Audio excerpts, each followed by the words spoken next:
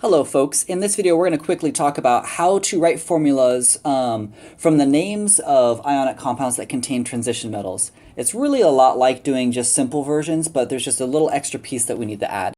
So let's start with reminding ourselves, right, with the main group elements. It's pretty easy to figure out the charges and therefore the formulas when you're given a name, right? Remember that the first group is always a +1 charge, second group is a +2, then we have +3 charges. We skip group 4 because they're not really going to be in ionic compounds, and then -3, -2, -1, and again, we're not going to see noble gases in compounds for our 100 level classes. Now, what makes transition metals different is that they don't always have these routine charges. Like, for example, chromium.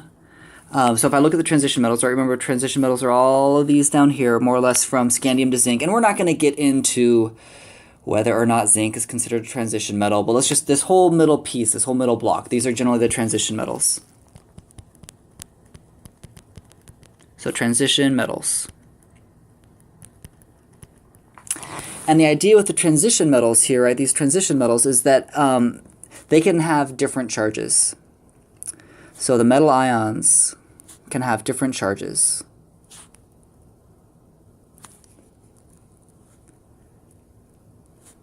So for example,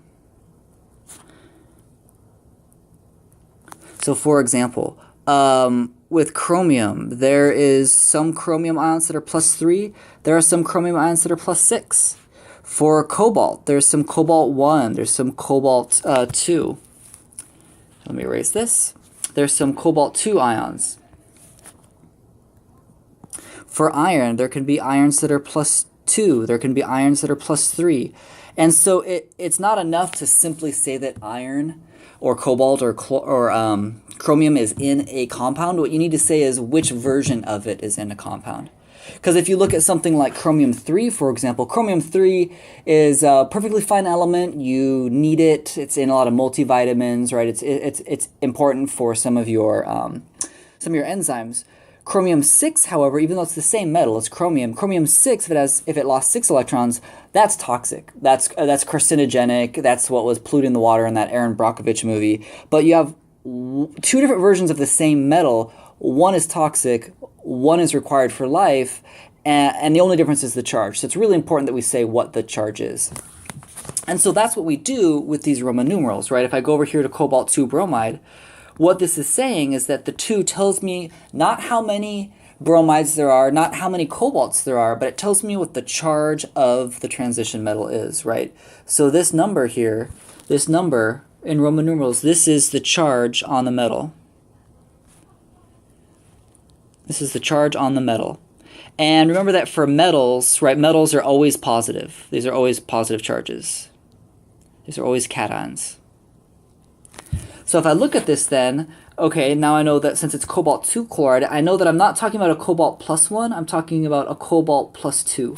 That's what cobalt 2 bromide means, is that I'm talking about cobalt with a 2 positive charge. And then bromide's easy enough. I remember that bromide is over here on the far right, so since that's in group 7, that's a -1. So I've got Br -1. And then it's the same rules as we did before, right? Any compound has to be overall neutral, and so therefore, in order to have this be overall neutral, I need a second bromide. So I have 2 negatives, 2 positives, so the overall formula here then must be COBr2. And that would be my formula for the name cobalt 2 bromide. And again, in this case, the 2 happens to correspond to the fact that there are 2 bromines, but that's just happenstance because that anion was a -1 charge. What the 2 refers to really is what the charge is on the metal, right? Remember that that's what that means. So let's look at a couple more examples here. So here's 3 more examples. Here I have iron 3 oxide, so iron being Fe, the 3 tells me that it's a 3+ charge. And then oxide, again, I can find that on the periodic table. I know that's a -2 because it's over there in group 6. So here I have an example where they don't quite match up, right? I need more than just like 2 oxygens, for example, because that'd give me 4 negatives versus 3 positives. So I can do that drop and swap thing where the 3 tells me how many oxygens I need and the 2 tells me how many irons I need. Or I can find the lowest common denominator, which in this case would be 6, right? If I have 2 iron 3s, then that gives me 6 positives. And if I have 3 oxides, that gives me 6 negatives.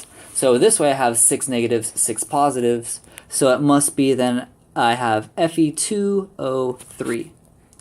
So iron 3 oxide would look like that, Fe2O3. And again, there's iron 2 oxide out there. That'd have a totally different formula. If, for example, we were doing iron 2 oxide, just as an aside here, I'll write this over here. Iron 2 oxide. Iron 2 oxide, right? This would be, iron 2 would be Fe plus 2. The oxide, here, let me write it better too. The oxide minus 2. Now that's plus 2 and a minus 2, so iron oxide, iron 2 oxide would just be FeO. Totally different than Fe2O, or Fe2O3. So iron 2 oxide, iron 3 oxide, different compounds. If I go to titanium 4 chloride, so part of this, I didn't mention this, but part of this is that, right, you're going to want to brush up on your Roman numerals if you don't remember them at all, right? So the V is a 5, a 1 in front of the V means you're 1 in front of 5, or in other words, 4. So titanium 4 chloride. So here, my titanium has a 4 plus charge, because again, that's what the Roman numerals mean. And chlorides are minus 1s because they're in group 7. So in this case, it looks like I need 4 chlorides to match my titanium. So TiCl4.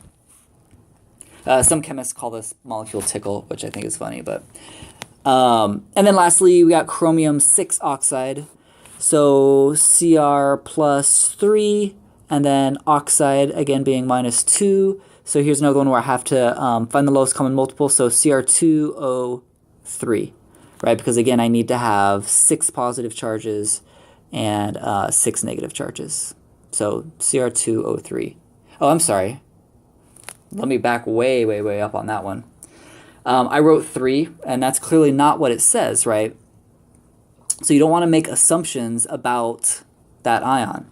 What I should have put, right, is that it says it's chromium 6, not chromium 3.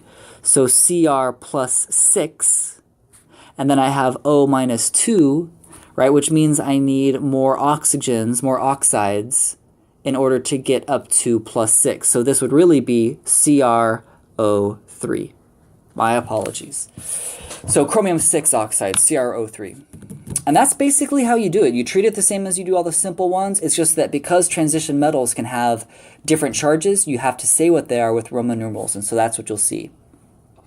If you haven't already taken a look at the naming ionic compounds with polyatomic ions, I recommend you do that. This might have been your last video, in which case you should be ready to rock, and you can just practice these. They're pretty straightforward once you get them. The idea is you just want to practice till you find them boring, and you'll be an expert. Take care. Thank you.